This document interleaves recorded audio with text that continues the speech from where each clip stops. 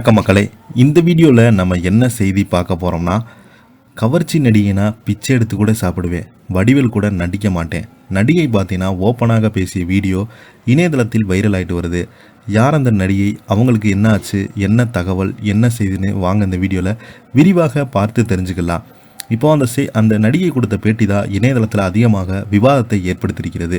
அதுக்கு முன்னாடி முதன்முறையாக நம்ம சேனலில் ஃபஸ்ட் டைம் பார்க்குறீங்கன்னா சப்ஸ்கிரைப் பண்ணாதவங்களாம் சப்ஸ்கிரைப் பண்ணிக்கோங்க. பெல் பட்டன் சிம்பளமைக்கு நம்ம சேனலோட நோட்டிஃபிகேஷனை எனபிள் பண்ணிக்கோங்க. நாங்கள் போடுற வீடியோ எல்லாமே உங்களுக்கு உடனுக்குடனே வந்து சேரும். வாங்க என்ன தகவல்னு பார்க்கலாம்.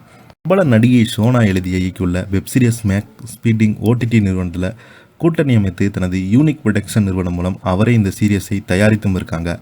8 எபிசோடுகளை இந்த வெப் தொடர் பார்த்தீங்கன்னா 2010 ஆண்டிலிருந்து 2015 வரை சோனாவின் வாழ்க்கையில் நடந்த சம்பவங்களை மையமாக வைத்து உருவாகியுள்ளது. இது குறித்து யூடியூப் சேனல் கழித்த சோனா தனது வாழ்க்கையில் நடந்த பல விஷயத்தில் அந்த பேட்டியில் குறிப்பிட்டிருக்காங்க.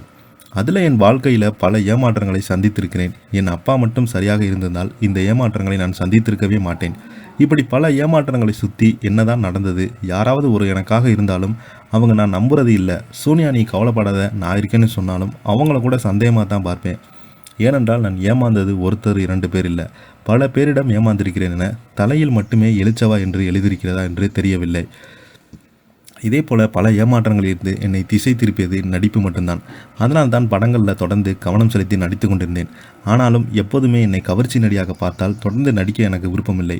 இதனால் வந்த வாய்ப்புகளை எல்லாம் வேண்டாம் என்று விட்டுவிட்டேன். அதன் பின்புதான் என்னுடைய பயோபிக்கை எடுக்க ஆரம்பித்தேன். என்னோட வாழ்க்கையில் நடந்த எல்லா விஷயங்களையும் அதில் சொல்ல வேண்டும் என்று ஆசைப்பட்டேன். கவர்ச்சி நடிகை இறந்துவிட்டால் தான் பயோபிக் வெளியாகும். சில்கு சுமிதா இறந்தபோதுதான் அவரின் பயோபிக் என்று ஆளுக்கு ஒரு கதை சொன்னாங்க. ஆனால் சிலுக்கின் உண்மையான கதை என்று யாருக்குமே தெரியலை. அது மட்டும் இல்லாமல் நான் இறந்த பின்பு என்னை பற்றி படம் எடுக்கிறாங்க என்ற ஆளுக்கால் ஒரு கதை சொல்லுவாங்க. இதனால் தான் என் கதையை நானே சொல்லிவிட்டேன். நான் ஒரு கிளாமர் நடிகையாக இருந்து பல விஷயங்களை, பல சங்கடங்களை கடந்து வந்திருக்கிறேன். அம்மா இறந்து விட்டாங்க. அவர்களை அடக்கம் செய்துவிட்டு வெளியில் வந்தபோது ஒரு ரசிகனிடம் செல்ஃபி எடுக்க வந்தான். அப்போது நான் அம்மா இறந்து விட்டாங்க, இப்போது வேண்டாம் என்று சொல்லிவிட்டு சென்றேன். ஆனால் அவங்க உலகத்தில் இல்லாத நடந்தது இருக்கா, செல்ஃபி கொடுத்தா என்ன யோசிப்பீங்கன்னு அதை கேட்டு மிகவும் கஷ்டமாக இருந்தது. நான் ஒரு கவர்ச்சி நடிகை என்பதால் அப்படி பேசினார். ஆனால் இப்போது அந்த நிலை மாறி இருக்கிறது. என்னை பல பேர் மதிக்கிறாங்க. அதற்கு காரணம் நான் கவர்ச்சியாக நடிப்பதை விட்டுவிட்டேன் என்றுதான். வடிவேலுடன் குசேலன் படத்தில் நடித்தேன். அவரை பற்றி பல விஷயங்கள் பேசிட்டாங்க. நான் புதுசாக சொல்வதற்கு எதுவும் கிடையாது.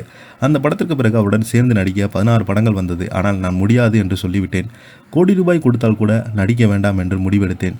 பிச்சை எடுத்து கூட சாப்பிடுவேன், அவர் படத்தில் நடிக்க மாட்டேன் என்று சொல்லிவிட்டேன் என சோனா அந்த பேட்டியில் குறிப்பிட்டு பேசியிருக்காங்க. இதை பற்றி நீங்கள் என்ன கீழே உள்ள கமெண்ட் பாக்ஸில் மறக்காமல் பதிவிடுங்க. இந்த வீடியோ உங்களுக்கு பிடிச்சிருந்தால் லைக் பண்ணுங்கள், ஷேர் பண்ணுங்கள். நன்றி, வணக்கம்.